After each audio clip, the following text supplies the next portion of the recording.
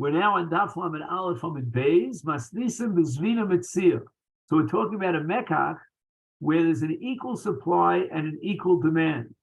In other words, there is a demand, but it's not an unusual demand. There's not a rabim, that everybody's trying to get this object. It's hot on the market.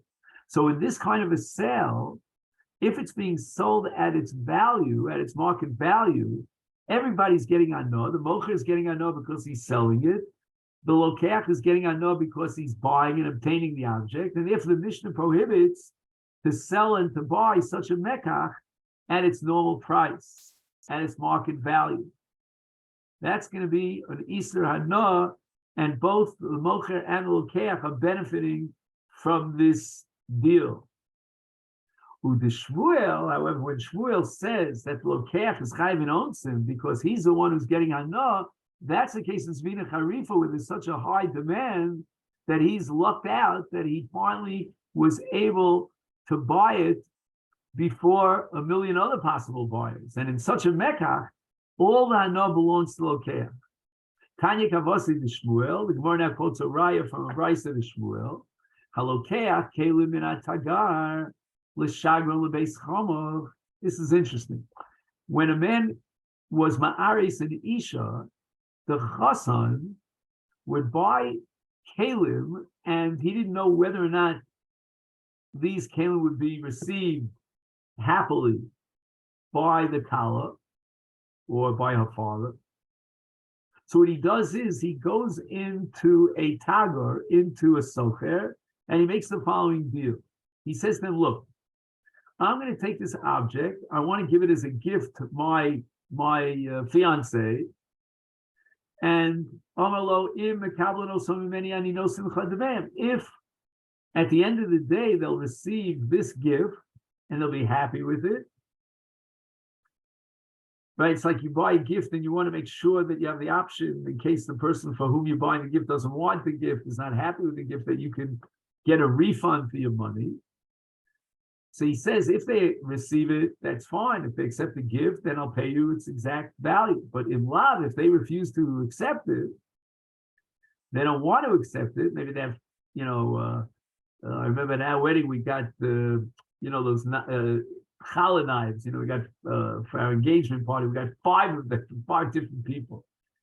So do me a favor, don't give me the challah knife. So I need no single chal if he told us I have benefit from your object, because they, so to speak, owe me one, because they saw that I had a ratzon to be mechavi them and send them these gifts. Okay, they didn't accept the gifts, but I did get some minimum amount of hana, and that I'm willing to pay you for.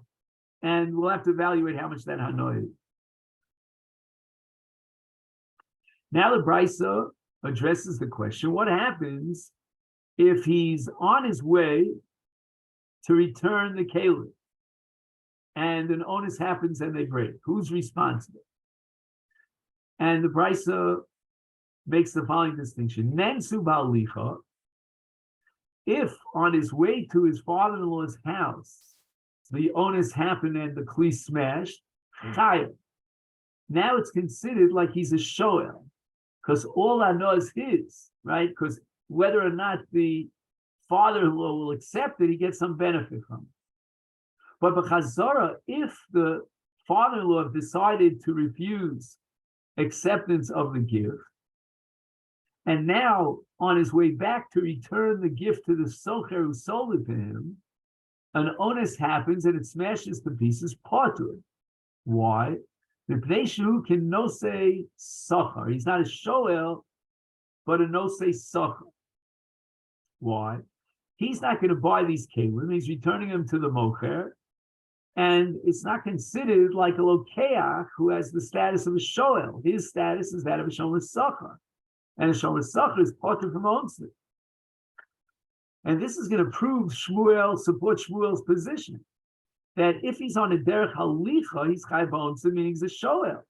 And that's exactly what Shmuel said, that if you take the kli in order to investigate it and to examine it, that's considered that all hana is yours and you're a shoel. The Ran points out that there's another interpretation here that when the Gemara says Mitneshu can no say Sachar, it's coming to explain on the contrary, why is he Chayav Ba'onsim? The Ran doesn't accept this pshat. Now, according to the Ran, when he's on his way Ba'alicha, he's Chayav because Kol Hana Shalo, and he has the status of a Shoel. So that means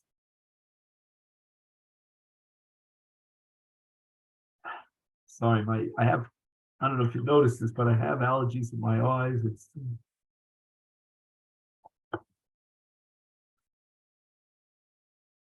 Now, let's say it's already become clear that he's not buying the object, he's going to return it. At that point, says the Ran, Paska mimenu hanos lokeach. He no longer has the status of lokeach and hano that a lokeach has, and therefore he's no longer a shoel. The Gemara now tells a story. Hahu safsira. What's a safsira? It's a socher. So what does he do? He buys animals from the owners at a set price, and then he jacks up the price and sells them in the market.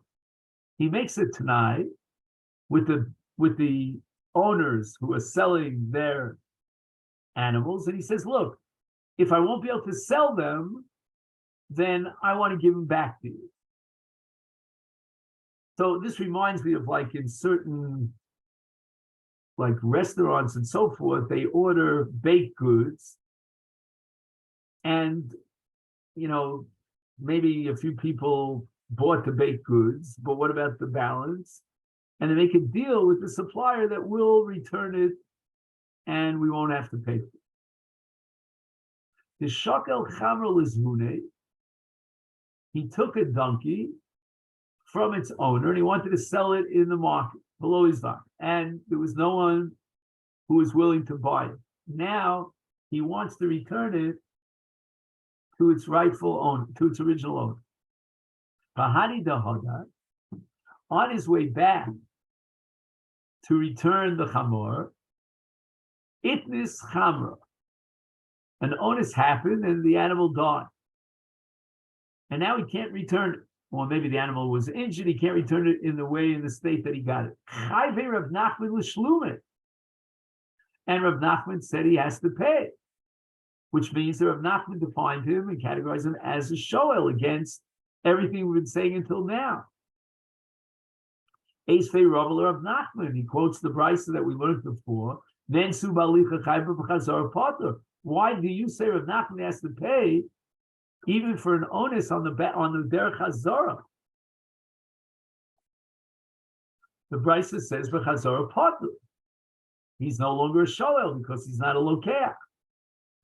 Amalei, so Rav Nachman responds, Chazara dinesafsira halacha. When the socher returns the object, because there were no buyers, he still is in the process of seeking out a buyer. And if someone will show up, even at the last minute before he returns it to its original owner, he is absolutely willing to sell it. So basically, his chazara is like holacha. The ilu mishkach zvuna, if he finds someone on his way back who's willing to pay the price, afilu above the base, even if he's at the threshold of the owner's house, but he hasn't yet returned it, milo mizmele, would he not sell it? Of course he would sell it. So until he actually returns it, then he wants to sell it. He's still considered a lokeach, and therefore, if he's still lokeach, it's kol hana shalo. We apply the principle of shmuel, and he's chayav ba'onsim like a show. However, in a case of lokeach kelim, that was the case that we had before in the brisa, and he wants to give it as a gift to his future father-in-law, and his father-in-law refused it, then he's no longer lokeach, and on his way back, he's potter from onus. Now, the next Mishnah is a very long Mishnah because it's full of agadic statements about the mitzvah of milah. Konam shani nene la'arelim. I won't have any anah from arelim. Mutar arelim Yisrael. The word arelim means any Jew. who is obligated in the midst of Mila. The Asr b'mulei obek hachavim. So an Orel is a reference to obek hachavim, because an Orel Yisrael is not called an Orel, even though physically he's an Orel. Let's say, for example, in a hemophiliac family, they don't undergo Mila, Mesu Achid Machmas HaMila, he's still considered Mohu. As far as Nedarim is concerned, he's not an Orel. The word Orel means Obek Hachavim. And even if the guy was Nolad Mohu, or even if the guy had a surgical operation and they removed his Orla, he still is considered an Orel. Because the word Arelim is a kinui for Goyim, who are not commanded in the mitzvah of Mila. If he takes a konim sheni nene lemulim, I won't have any anah from anyone who's mohu, then you would say, let's say a Jew is not mohu for whatever reason, he's an Orel, so he's not included in the neder. No, also the early Israel.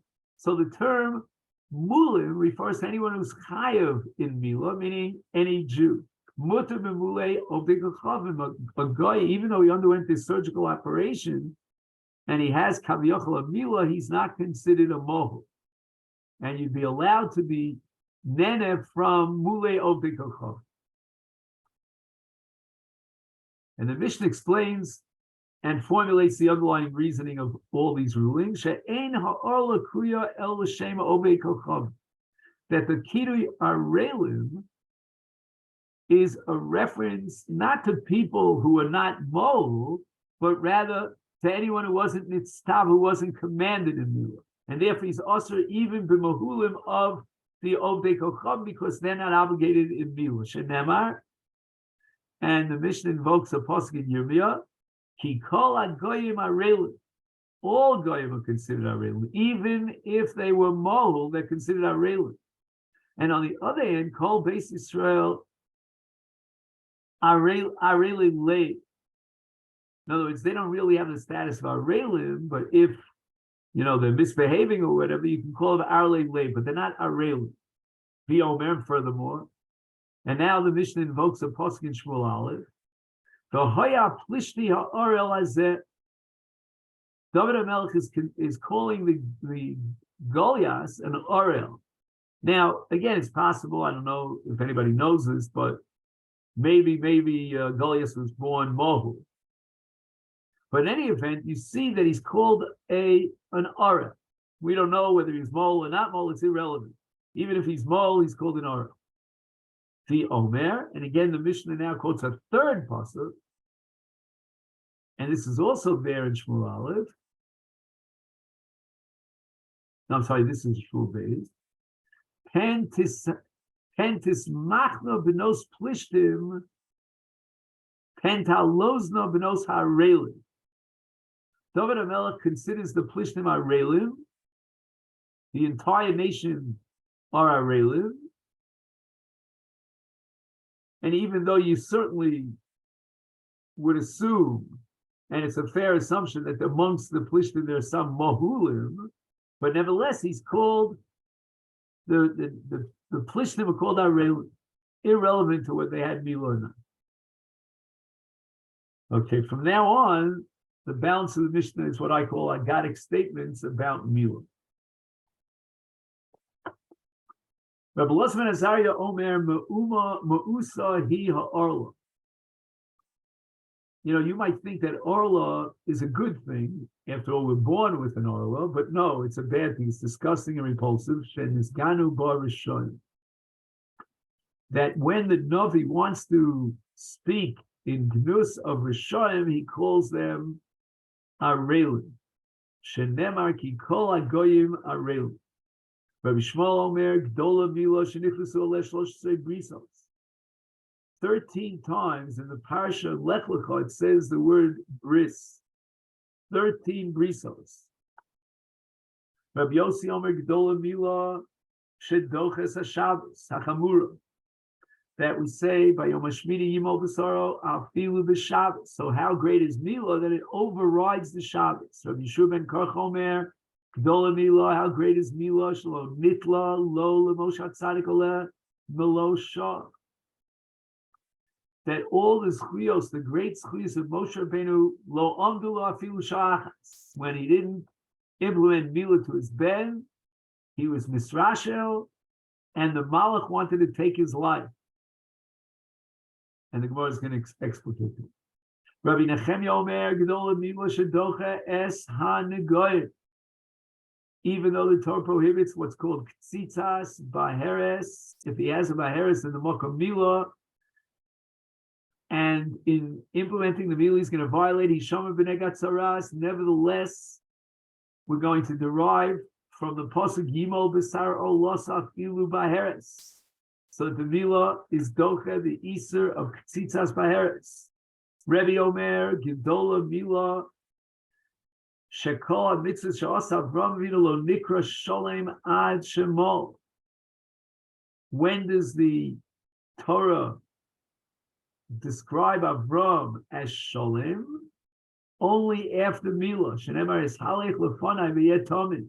So Rebbe learns that V'yeh Tomim means until now you weren't Tomim.